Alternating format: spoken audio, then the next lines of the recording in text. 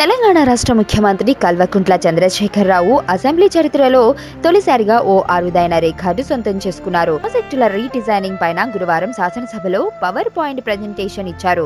KCR computer ను operate చేస్తూ స్వయంగా వివరించారు. అసెంబ్లీలో చరిత్రలో ప్రాజెక్టుల రీడిజైనింగ్ ఓ సీఎం ఇలా పవర్ పాయింట్ ప్రెజెంటేషన్ తో ఉపన్యాసం చేయడం ఇదే ఫస్ట్ టైం. అయితే దీనిపై ప్రతిపక్షాలు అభ్యంతరం లేవనెత్తాయి.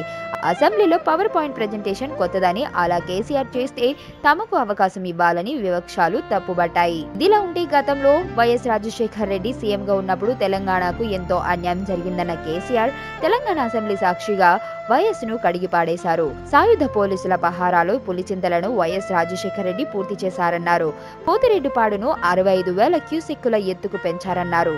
తుమ్మడి హెట్టి ప్రాజెక్టును వైఎస్ ఆ ప్రాంతంలో కట్టడం వెనుక పెద్ద కుట్రే దాగి ఉందని కేసీఆర్ అన్నారు. అక్కడ వన్యప్రాణుల సంరక్షణ, భూములు, అంతర్రాష్ట్ర సమస్యలు రావాలనే అలా కట్టారని ధ్వజమెత్తారు.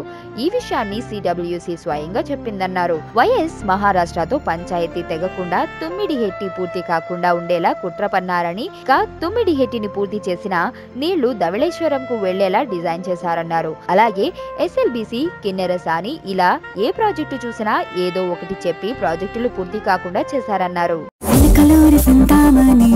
పేరంటే తెలియనోళ్ళు లేరే జాని, వయసు లెక్క సీక్రెటు గాని నన్నడగ మాక అంటాంది జారేవుని.